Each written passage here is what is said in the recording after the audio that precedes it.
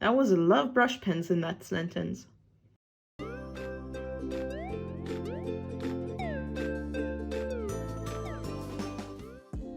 Hi, I'm Bobby, and today I've planned for a well-organized video. Or at least I hope so. Because I want to talk about something that is near and dear to my heart.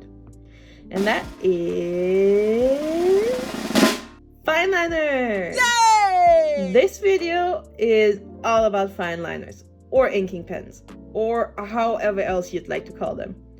I don't do calligraphy or journaling, so I will only rank these pens based on how well they work for outlining my art.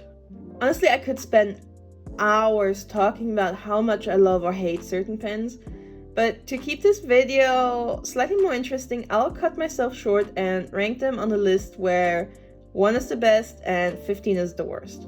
Also, please keep in mind, all of this is just my personal opinion. This is not going to be an objective list in any way, because there's a lot of emotion going on here. Okay, first up, I've prepared some cute little animal sketches. Yes, this is my current sketchbook, but the reason I chose this for today is because it's made out of standard printing paper, and I think that's the best way to fairly test these pens. Alright, let's get started. First up, we have this pen that I stole from Nicholas. He doesn't remember what it's called, so I'm going to refer to it as the Pentel GFKP. The pen itself has this smooth and elegant design, but it also has a really big and super flexible brush tip, which I hate. What you don't hear right now is me crying in pain as I realize how insane the ink flow is. And Nicholas cackling in the background as he enjoys my suffering. The one positive thing I can say is that the pen feels really nice to hold, and I can totally imagine other people using it to make amazing art, but not me. I can't imagine a pen I'd hate using more. Nicholas bought this pen in Japan, but I found it on Amazon for around 15 euro. Since this is the first pen today, I guess I'll have to put it in first place for now. Next we have this cute peach theme pen that I bought in a set from Shein about 2 years ago. You can't really see the tip of the pen, but I promise you it's there. This pen is definitely not going to be water or light proof, and given how small the tip is, it's probably going to rub off through friction before the ink runs out. That being said, after a little struggle at the start, these pens run super smooth. They're really nice to use, but you can tell just by touch that they are produced very cheaply. I paid just under 3 euro for a set of 6. The Shein pen definitely takes first place over the Pentel one because it's nice to use and it's not a brush pen. Next is the Tombow Fudenosuke brush pen with a soft tip. I love this pen and its counterpart that we'll see later. I don't usually like brush tips, but I like this one because it's small. I have more control. I wouldn't even necessarily call them a brush tip. It's more like a hybrid between a fine tip and a brush. The ink flow on this pen is perfect and the tip glides smoothly across the page. It's a lot of fun using this pen, but I am awful at controlling the change in line width. Also, here's a close-up of the pen that I forgot to film earlier. You can buy a set of 4 for about 10 euros, but the prices vary a lot depending on where you're buying. And it's already time for the Shein pen to leave first place, as this one is a lot more fun to use and has much better quality ink. Also, this pen is likely going to stay in my top 3. Next up, we have the first of Nicholas' Copic liners that I stole from him, and this one has a brush tip. Right off the bat, I can tell you I hate the metal barrel. It's kind of rough, like fine sandpaper, and it really gives me the goosebumps every time I touch it. The brush tip is also pretty small and skinny compared to other brush tips that I've seen. What I love about Copics is that these pens are refillable and you can replace the nibs too, but what I don't love are the prices. Also, from my experience, the tips aren't the sturdiest, but at least the 10-year-old barrel still feels like new. Other than that, it's a very soft brush tip. It's less juicy than the Pentel one, but I still hate using it. Oh, and just to prevent confusion, the new Copic multiliners have a different barrel design. These pens cost around €8 per piece, but if you buy ink and nib replacements, these pens can last you a lifetime. This pen can take third place for now because it's a brush tip, but it's not as evil as the Pentel one. Now we have a 0.5 Copic multiliner. Except for the nib, it's practically identical to the previous Copic multiliner. The ink flow is nice and the tip moves smoothly across the page. I do like this pen, but the barrel is not my favorite. I'd love to give one of the new multiliners a try though. Just like the brush nib one, this pen costs around €8 and has easily replaceable nibs and ink cartridges. This one goes right after the soft Tombow pen, because it's a basic 0.5 nib with good quality ink, and I like that. Oh, I am excited about this one. The Staedtler Pigment Liner 0.5. I already know this one is going to be my first place and it'll stay there until the end. The Staedtler Pigment Liners are by far my favorite type of fine liners. I love them so much. And the funny thing is, I think the first one I ever owned came with my Uni's welcome box and it was love at first line. The ink flow and smoothness is just perfection. They're waterproof and light fast and never smudge. They're also on the cheaper end when it comes to high quality art supplies. I think they are way underappreciated. I understand that Staedtler is a German brand and maybe harder to get a hand on in other countries, but I never even hear German artists gush about them. It's always Sakura this, Copic that, but the Staedtler pigment liners are the true kings of pens in my eyes. You can get a set of 6 pens in different line width for around €10, but if you only want a single pen, I'd suggest checking your local art or office supply store instead. Online prices for these pens are kinda messed up. Aside from that, everything about this pen is simply perfection. 100 out of 10. This one is a clear winner. First place you go. Now we have a Crayola Super Tips felt tip marker. Is this a fine liner? No. Have I used them to outline my art? Yes. I'm pretty sure we all did at some point when we were kids. And if it wasn't Crayola, it was some other white tip marker brand. I love using Crayola markers for coloring, but I gotta say, I've been spoiled by all these other pens and I am not willing to go back. Do I hate using it for inking? No. But these pens are not light fast or waterproof, and the colors, especially the black, will most likely fade over time, even if it's not exposed to the light. Unfortunately, I don't think you can buy a single black Crayola marker, but you can buy a set of 24 different colors for around €8.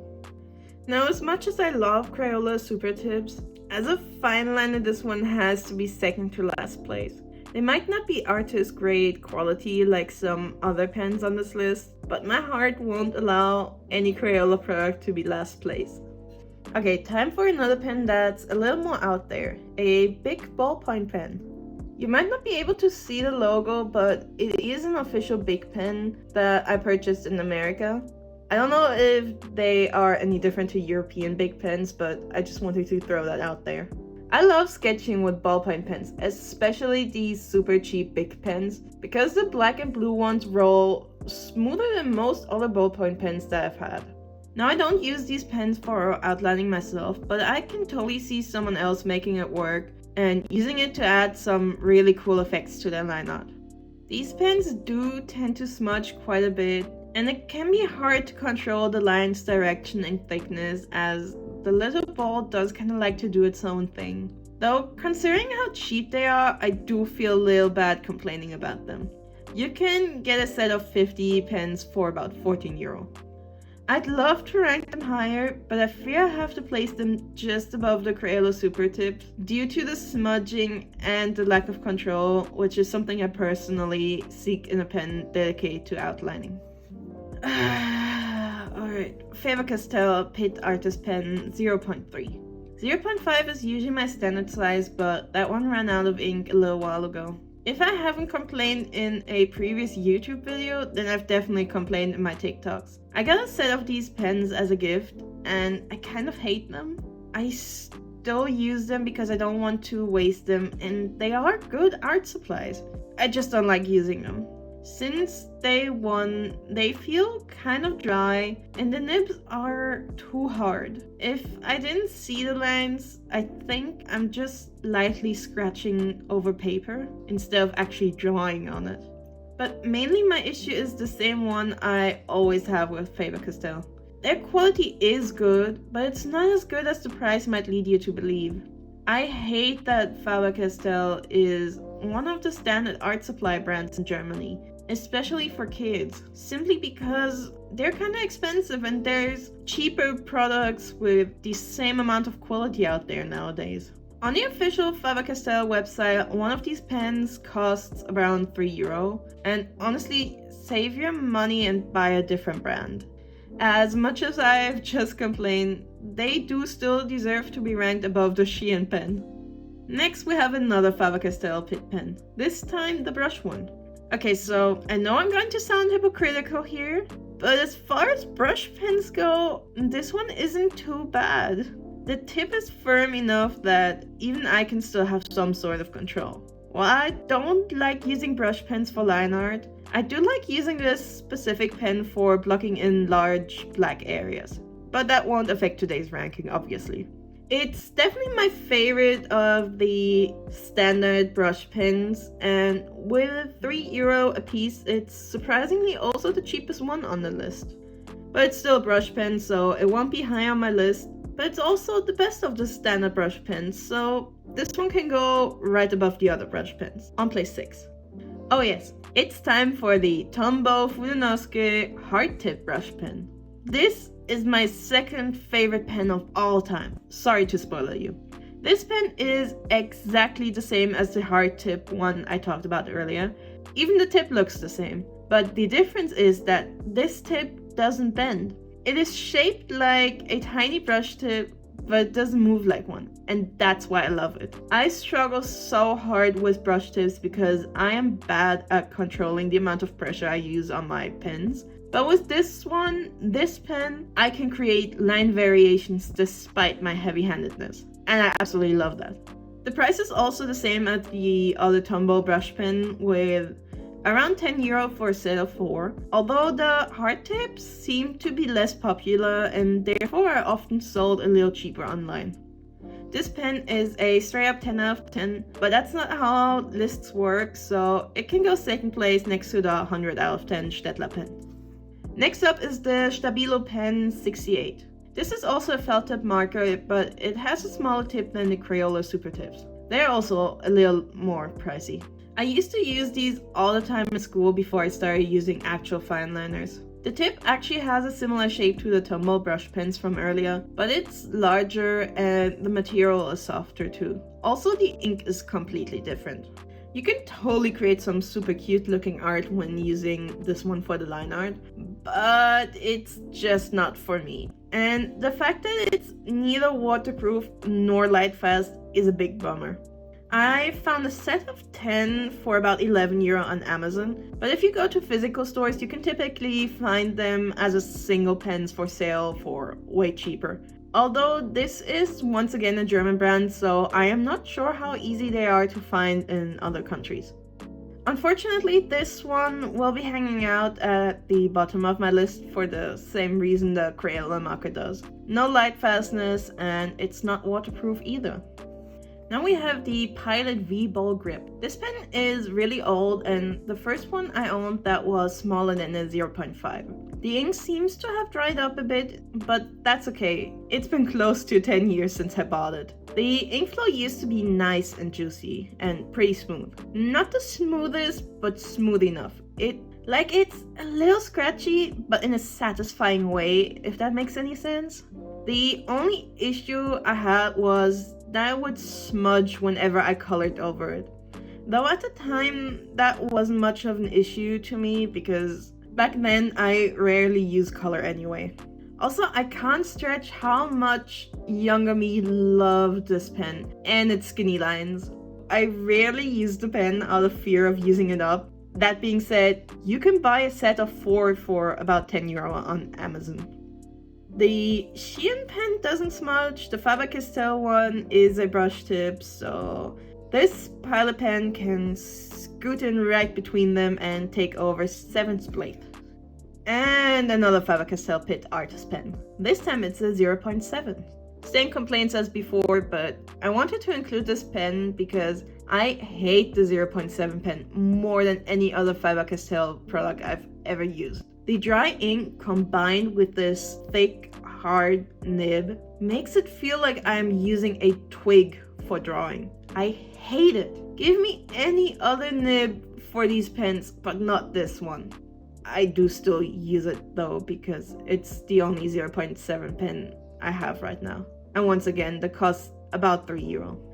As much as I'd love to rank it lower, it is not a brush tip and it is good quality ink, so it can go right below the other Faber-Castell Pit pen in 6th place. Now, just before we get to the final pen, I want to add some honorable and dishonorable mentions. First off, the honorable mention, and that is the Stabilo .88. These pens are the real MVP. They were there for me when no other pen was. I've been using these pens for my outlines from middle school until I first graduated uni. They were cheap, available, and juicy smooth. They're not light fast or waterproof, but at a price of less than €1 per pen, I can forgive them. The only reason they're not on my official list is because I don't own any of them anymore. I love you, Stabilo .88. I may never buy you again, but I will never forget you. You'll be in my heart forever. Okay, now to the dishonorable mention, the Sakura Pigma Micron pens. Boo! I know, this is a controversial opinion, but hear me out. I've had these pens before.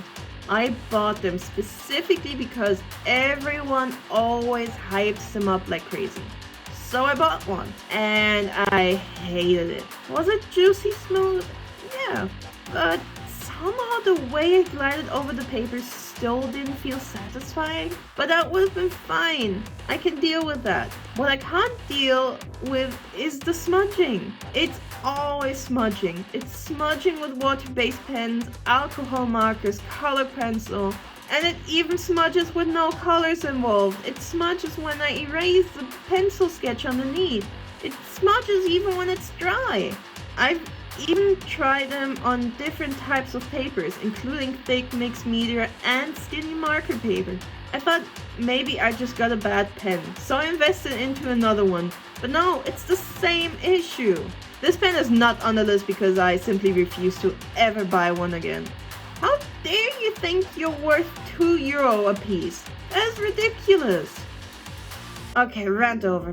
Back to the final pen. Staedtler pigment liner with a chisel tip.